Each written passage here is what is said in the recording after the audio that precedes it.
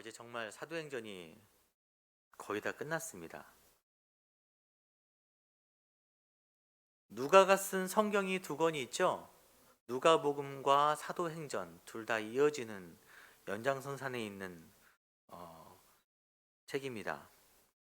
특이한 것은 누가복음의 5분의 2 부분, 뒷부분이 갈릴리에서 예루살렘까지 이르는 여정이에요. 굉장히 많은 부분을 차지하죠.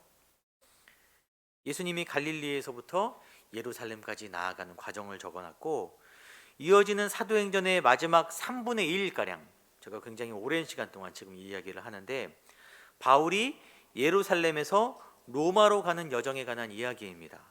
그래서 어떤 이들은 이 두 권의 제목을 각각 누가복음은 갈릴리에서 예루살렘까지, 사도행전은 예루살렘에서 로마까지 라고 하는 게 더 어울린다고 하는 이들이 있어요. 다시 말하면 예수님이 복음을 이루시기 위해 예루살렘으로 가신 일이 굉장히 중요하잖아요. 그것처럼 이방인의 사도인 바울이 당시 대제국의 심장부인 로마로 간다는 것은 굉장히 큰 의미가 있는 일입니다. 그리고 이제 드디어 그 여정이 시작되었어요. 1절에 보면 함께 배를 타고 떠났는데, 이 배의 여정은 당시 유대의 총독 관저가 있던 가이사랴부터 이달리아까지. 여러분, 이달리아는 이탈리아예요. 그곳에 로마가 있습니다. 그리고 이 모든 것의 인솔자는 아구스도대의 율리오라고 하는 백부장입니다. 아구스도대는 로마 황제의 직속 부대예요. 지방 부대들을 지도, 통제, 또한 서로 연락을 취하게 하는 부대입니다. 그 부대가 바울을 호송하여서 로마까지 가는 길인데, 원래 바울을 호송하기 위한 부대는 아니에요. 오늘 본문에 보니까 바울과 다른 죄수 몇 사람, 이런 말이 있죠. 다른 죄수 몇 사람이 등장하는데, 이 사람들은 이미 사형이 선고된 사람들인 거예요. 여러분, 옛날 영화 보면은 로마에 유명한 건축물이 있죠. 콜로세움이 있어요. 원양 경기장. 거기서 로마 시민들을 위한 오락거리를 제공을 했습니다.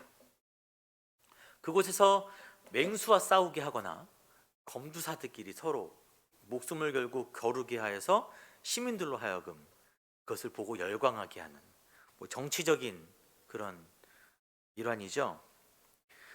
그런 목적을 가진, 맹수들과 싸우게 하고 검투사들과 싸우게 하려는 이미 사형이 확정된 사람들을 옮기는 일을 하는 부대인 거예요.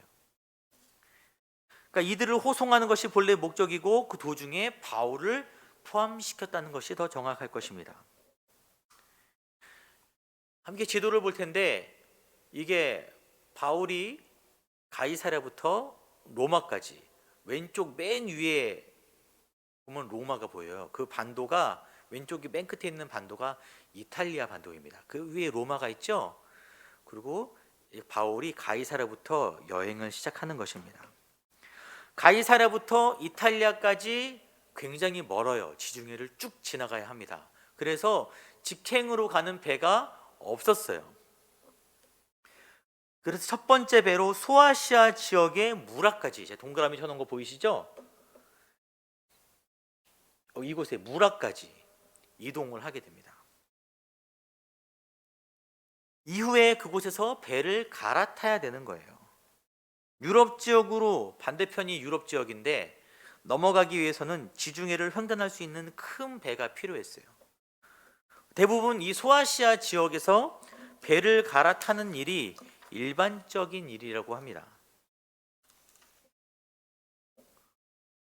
그래서 여정을 잠깐 나누기 전에 한 명 언급되는 사람이 있어요. 2절에 바울과 함께 동행한 사람 중에 아리스다고라는 사람이 있어요. 아리스다고가 같이 동행합니다. 이 사람은 성경에 한 5번 정도 나오는 인물이에요. 이 사람은 처음에 2차 전도 여행 당시, 바울이 2차 전도 여행을 다닐 때 데살로니가 지역을 선교하다가 만난 사람, 바울을 통해 예수를 믿게 된 이방인입니다. 그 사람이 3차 전도 여행 때도 그 이름이 등장해요. 여러분, 에베소에서 저희가 함께 나눈 말씀 중에 아데미의 신전 모양을 파는 사람들이 있었는데, 바울이 우상을 판매하는 것이 옳지 않다라고 하자 자기의 수익이 걸린 일이기 때문에 바울을 잡아서 해하려고 해요. 그때 바울은 못 찾고 바울과 동행하던 사람 둘을 잡아서 소요를 일으키는데, 잡힌 사람 중에 한 명이 아리스다고입니다. 바울과 함께 여행하며 바울의 고난에 동참한 사람이에요. 그 사람이 오늘 본문 로마로 가는 길에도 함께 등장하는 거예요. 몇 번 등장하지 않았기에 그리 알려지진 않았지만 아마 처음 들어보는 분들도 계실 수 있어요. 그러나 당시 바울 옆에는 항상 아리스다고가 있었어요. 바울이 이후에 로마에 가서 옥중에서 편지를 여러 개 쓰지 않습니까? 골로새서에서 바울은 그를 나와 함께 갇힌 자라고 이야기해요. 빌레몬서에는 나의 동역자라고 소개를 합니다. 바울과 항상 동행했을 뿐만 아니라 심지어는 감옥에까지 같이 들어가는 거예요. 여러분, 아리스다고란 이름이 그 뜻이 최고의 통치자라는 뜻이에요. 당시에는 일반 사람들이 이런 이름을 가지지 않습니다. 굉장히 고위직, 아주 유력한 집안 출신인 거예요. 그렇게 높은 출신의 사람이 바울과 함께 바울 때문에 감옥에까지 들어가는 것입니다. 그것을 주저하지 않는, 정말 바울의 든든한 조력자로 그가 서 있는 일이에요. 여러분, 이게 쉬운 게 아니잖아요. 쉬운 일이 아닙니다. 여러분, 예수님의 제자들이 그렇게 예수님을 따라다녔고 많이 배웠고 충성스러운 모습을 보였지만 마지막 고난의 십자가 자리에는 아무도 따라가지 못했어요. 다 도망갔습니다. 수제자인 베드로는 예수님의 제자지라는 말에 3번이나 저주하면서 부인했어요.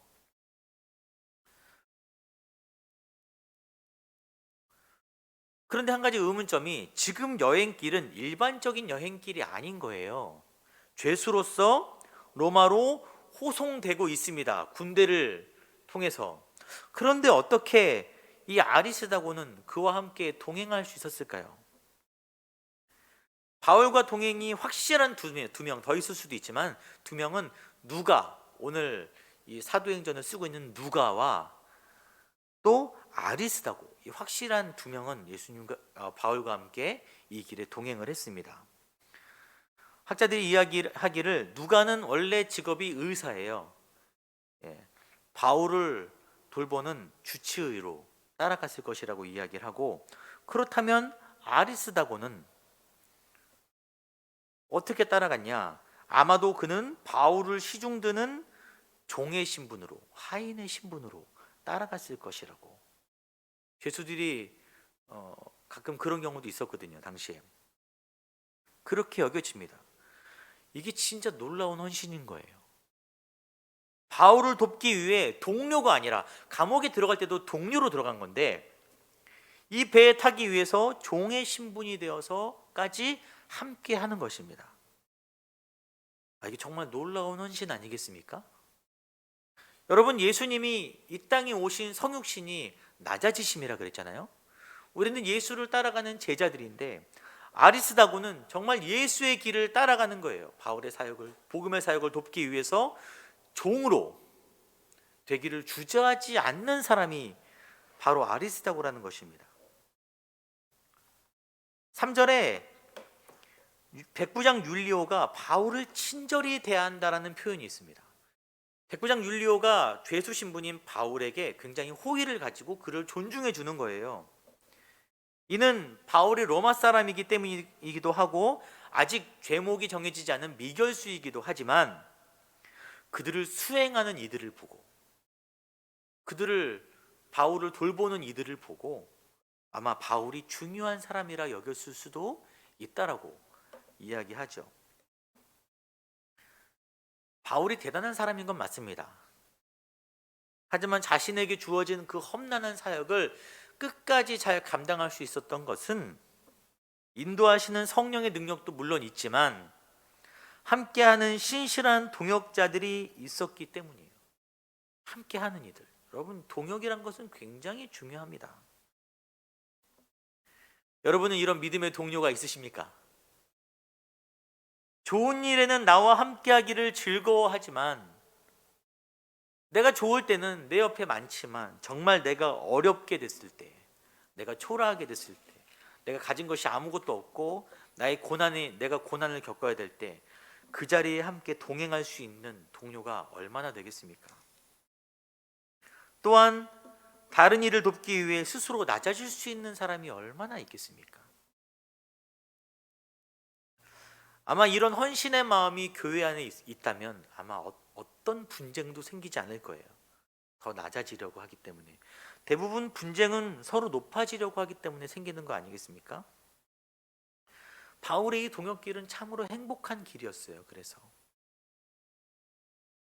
바울은 만나는 모든 사람들을 위해서 그들처럼 낮아지는 모습으로 복음을 전했고, 그 동료들은 또 바울에게 낮아지는 모습으로 서로 헌신을 행했던 것입니다.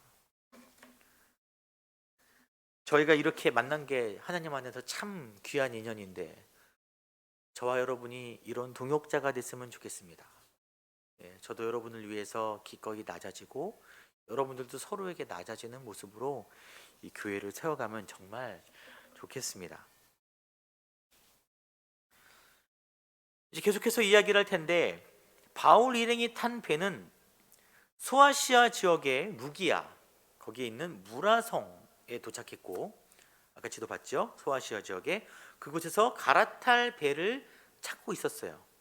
그러다가 백부장 율리오가 이달리아로 가는 배를 찾았는데 그 배가 알렉산드리아라는 배예요.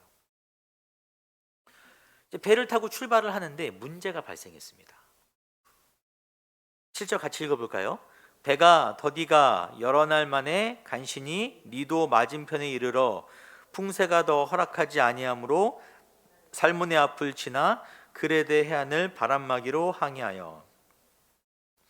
이게 말이 좀 해석이 필요한데 배가 더디 가는 거예요. 빠르지 못하게 가는 것입니다. 왜냐하면은 배가 지그재그로 항해하는 모습을 지금 보여주고 있어요. 직선으로 가지 못하고. 그 이유가 뭐냐면은 풍세가 허락하지 않는 것입니다. 당시 배들은 다 범선, 돛을 달고 있는 배죠.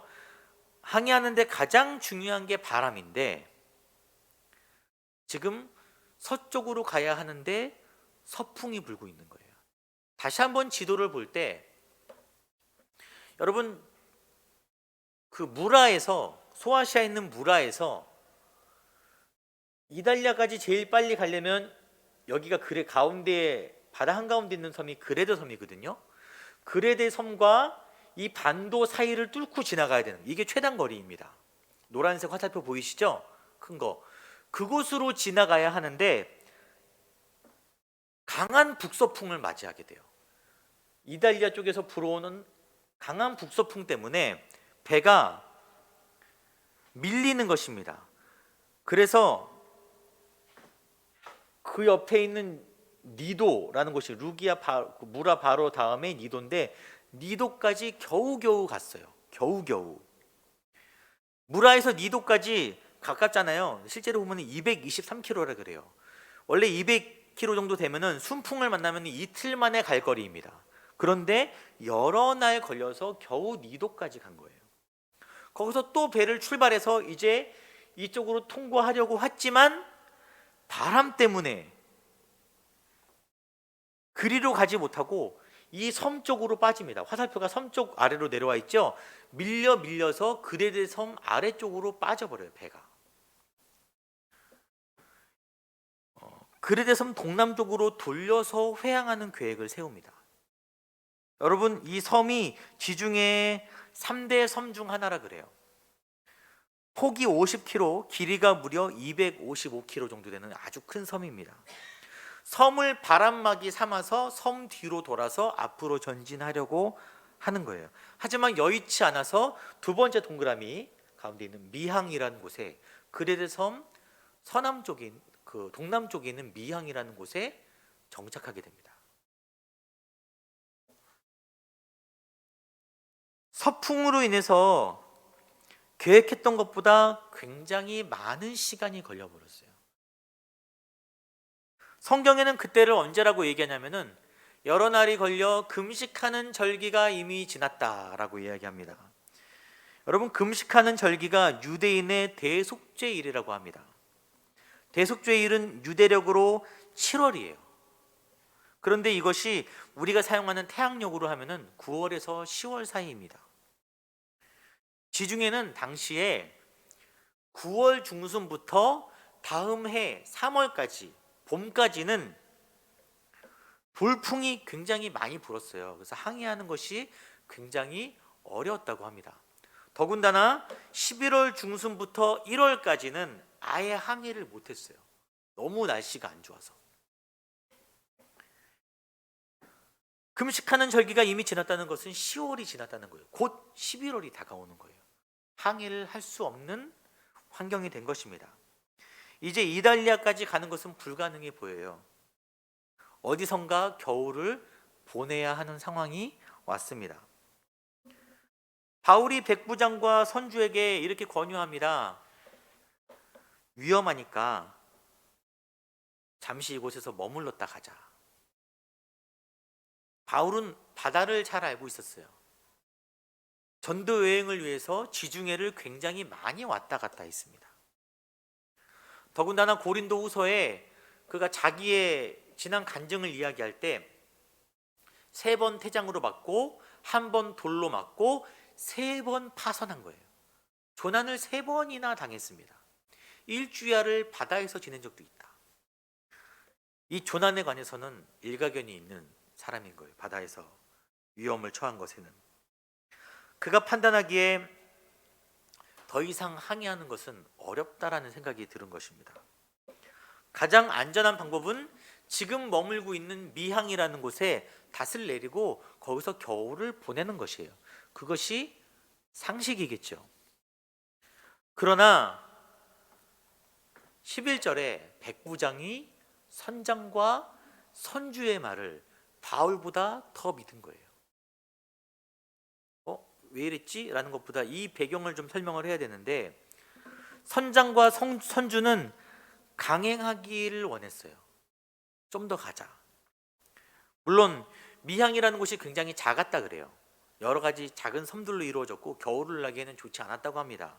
그래서 좀 더 진행해서 섬 서쪽 반대 끝에 있는 베닉스라는 항구까지 가자라고 이야기를 한 거예요. 그리고 백부장 율리오는 선주의 말을 더 신뢰했습니다. 여러분, 굉장히 이상한 일인 게 이 백부장도 굉장히 많이 지중해 여행을 한 사람이고 선장과 선주는 더할 나위 없겠죠. 굉장히 경험이 많은 전문가들이에요. 이 바다에. 거기다가 바울보다 훨씬 더 많은 바다 지식을 갖고 있는 사람들이 이런 무모한 선택을 해야 되는 거예요. 자신들의 항해술에 자신이 있었기 때문에 그랬을까요? 여러분, 우리가 지금 이 사람들이 타고 있는 알렉산드리아 배에 대해서 함께 이야기를 해봐야 되는데, 이 배는 일단 개인 소유입니다. 그리고 그 목적이 곡물을 운반하는 거예요. 당시 로마가 소비하는 음식이 굉장히 많을 거 아니에요. 사람들이 굉장히 많았고 로마에. 대부분 곡물을 남쪽 이집트에서 충당했습니다. 이집트에 굉장히 큰 곡창지대가 있었어요. 그래서 이 곡물을 배를 통해 로마까지 운반하는 배들이, 상선들이 있었습니다. 알렉산드리아 배도 그 중 하나예요. 이들은 로마로부터 그 곡물 유통권을 받은 사람들이에요. 때문에 정부의 요구도 어느 정도 들어줘야 했고, 그래서 백부장 율리오가 우리가 죄수를 호송하는데 그 배를 이용하고 싶다라고 얘기했을 때 그 요청을 받아들인 거예요. 여러분, 한번 생각을 해보시기 바랍니다. 장사를 해본 분이 계실 수 있겠지만, 물건을 떼오잖아요. 물건 떼올 때 공짜로 가져오나요? 투자라는 거예요. 이 곡물을 공짜로 가져온 게 아닙니다. 투자를 굉장히 많은 돈을 한 거예요. 근데 특별히 곡물의 특성상 시간이 지체될수록 손실이 커지겠죠. 아마도 그렇기에 항해를 강행하지 않았을까라고 생각을 하는 것입니다. 어쩌면 바람의 상황을 봐서 바람이 좀 괜찮으면 아직 좀 이른 시간대니까 로마까지 갈 수도 있지 않을까라는 생각을 그들이 했을 수도 있어요. 그러나 어떻게 됐어요? 출발한 지 얼마 되지 않아, 마침 바람이 딱 좋아서 출발을 했는데 얼마 되지 않아 광풍을, 유라굴로를 만나서 바로 파손됩니다. 굉장히 무책임한 결정인 거예요. 그 배에 타고 있던 사람이 자그마치 276명입니다. 한두 명이 아닌 굉장히 많은 사람의 목숨을 담보로 하여서 이런 일을 벌인 것입니다. 하지 말아야 할 무리한 일을 강행한 이유가 무엇입니까? 이익에 대한 욕심 때문이에요. 그 욕심이 모두를 위험에 처하게 만들었습니다. 자신의 이익을 위해 수백 명의 목숨을 담보 삼은 어리석고 악한 행위였어요. 여러분, 그런데 이 배에 타고 있던 사람 중에 가장 로마에 가고 싶어하는 사람이 누굴까요? 선주일까요? 바울이에요. 바울은 원래 로마로 가기를 원했어요. 원래부터, 옛날부터. 로마서 1장 13절에 형제들아 내가 여러 번 너희에게 가고자 했다. 여러 번, 정말 여러 번 시도했다.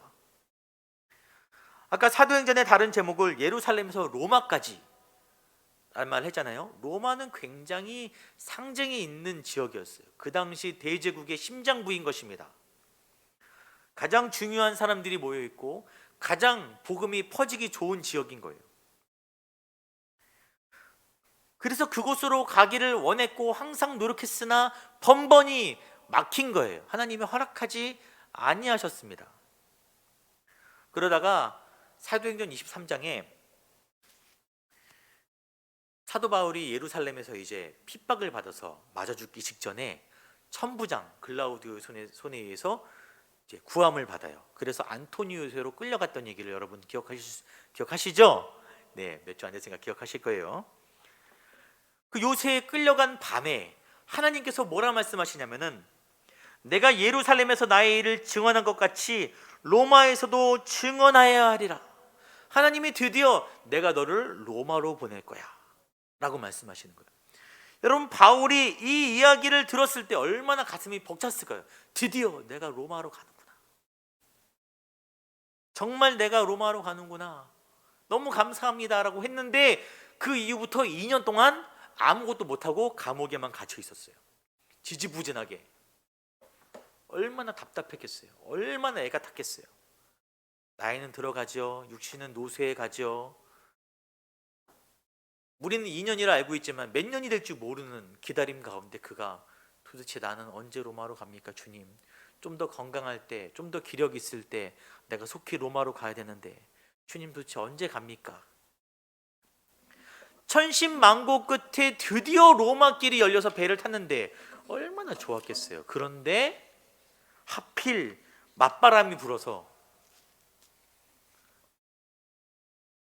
원래는 그 바람이 불지 않으면은 바로 로마까지 쭉 가는 거예요.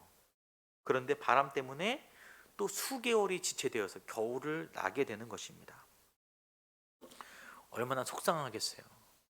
주님을 향해서 이제 나아가는데, 복음을 가지고 나아가는데 길이 하나가 뚫리면 하나가 막히고 또 하나가 뚫리면 또 하나가 막히는 거예요. 여러분, 바울이 얼마나 담대한 사람입니까? 수많은 사람들이 자신을 죽이려고 할 때 그가 한 번도 그 앞에서 굴한 적이 없어요. 위축된 적이 없습니다. 그런 믿음의 사람, 그런 하나님의 사도 바울이 이때 어떻게 했어야 됐어요? 바울이 만약에 선주한테 이렇게 말할 수도 있죠. 하나님이 오랜 기다림 끝에 드디어 나를 로마로 보내주신 줄 여러분 믿으시기 바랍니다. 이 길은 하나님이 예비하신 길이에요. 제가 이 배에 타고 있기 때문에, 제가 로마로 복음을 전해야 되기 때문에 하나님이 이 배를 지켜주실 것입니다. 걱정하지 마세요. 바람이 피해갈 것입니다. 갑시다! 라고 말할 수도 있잖아요. 믿음을 가지고. 그런데 그렇게 이야기하지 않은 거예요.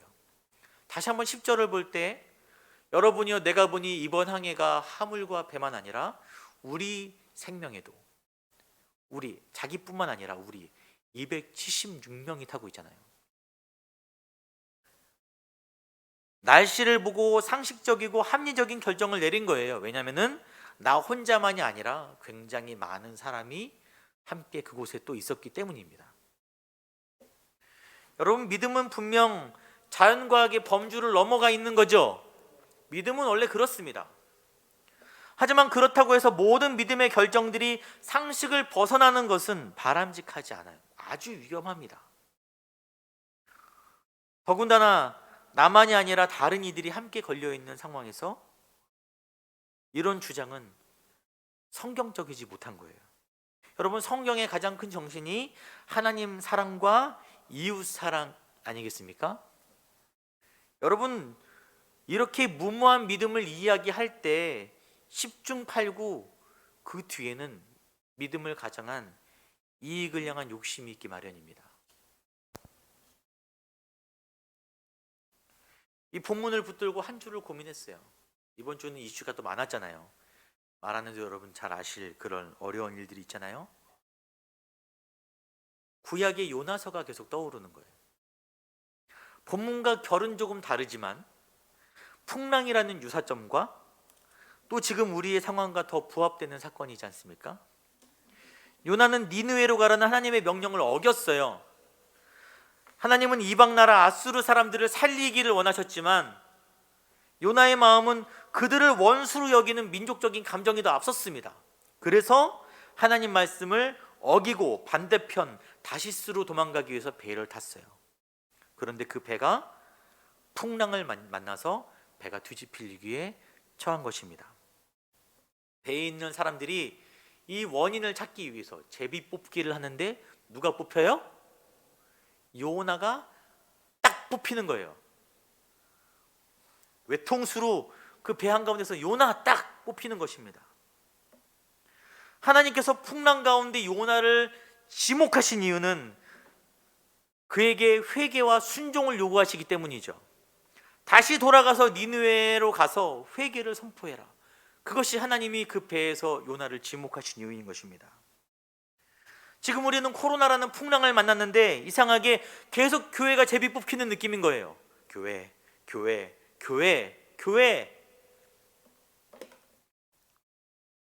이때 하나님이 지금 나와 우리에게, 여러분 그냥 다른 사람이라 하지 마시고 그냥 나에게 요구하시는 것이 무엇인지 정말 고민해 봐야 되는 거예요.